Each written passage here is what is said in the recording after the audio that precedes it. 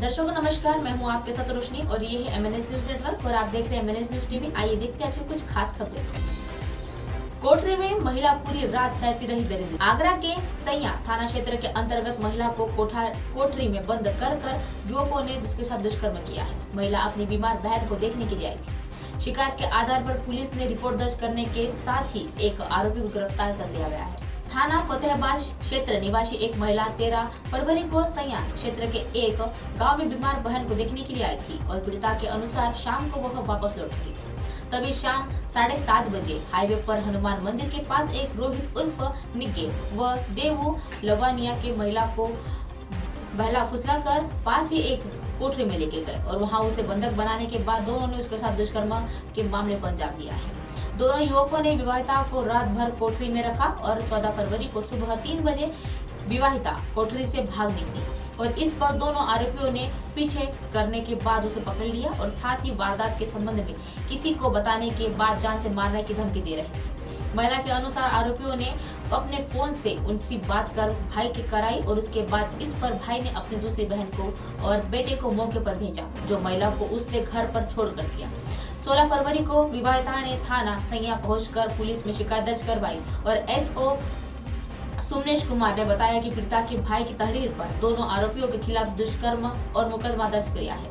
Police ने रोहित उर्फ निग्गे को गिरफ्तार कर लिया गया है। होटाना में रेलवे ट्रैक पर युवक और युवती का मिला शव। जिले के होटाना क्षेत्र के एक बलियाला के हेड में रेलवे लाइन पर शनिवार को सुबह और युवक और युवती का एक शव बरामद किया गया है। वह उसे सनसनीखेज फैल गया है।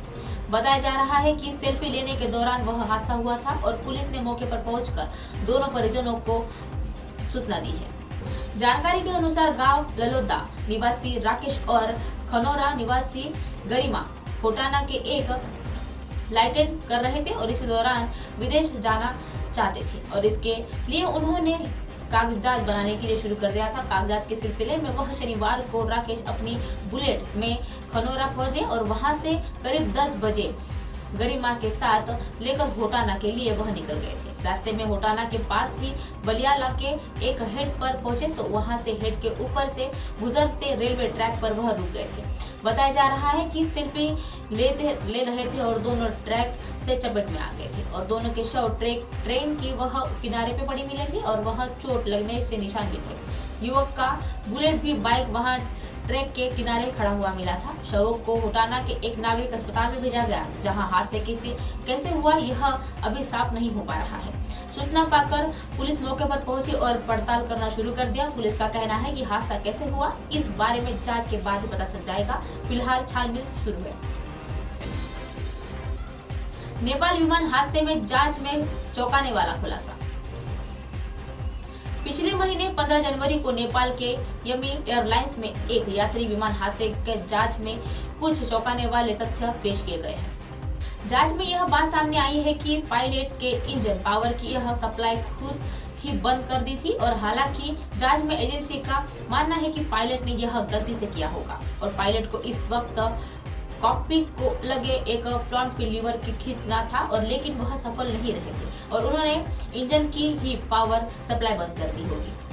बता दें कि नेपाल के पोखरा में वह 15 जनवरी को नेपाल एक एयरलाइंस की विमान दुर्घटनाग्रस्त हो गया था और इस हादसे में 5 भारतीयों समेत 72 यात्रियों की मौत हो गई थी और इस हादसे में प्राइमरी रिपोर्ट सामने आई थी और इससे खुलासा हुआ है कि वह फ्लाइट पायलट के एक लैंडिंग के लिए कॉकपिट के लोग एक्सपेंस लीवर की जगह गलती से इंजन की पावर को सप्लाई बंद कर दी थी और पेश किए गए यह रिपोर्ट्स में भी कहा गया है कि जब एयर ट्रैफिक कंट्रोलर को एक लैंडिंग के लिए मजबूर थी और यह फ्लाइट पायलट से 2 बार कहा गया था कि इंजन के कोई पाइप सप्लाई नहीं हो रहे हैं और यह एयरलाइंस की वह फ्लाइट 691 काठमांडू के यह त्रिभुज एयरपोर्ट पर निकल गई थी। लैंडिंग के कुछ सेकंड पहले ही पोखरा में पुराने और नए एयरपोर्ट्स के बीच सेती नदी भी गिरी। अब आप हमारे चैनल को अपने मोबाइल पर भी देख सकते हैं। मोबाइल ऐप पर देखने के लिए प्ले स्टोर से एमएनएस न्यूज टीवी आप डाउनलोड करें।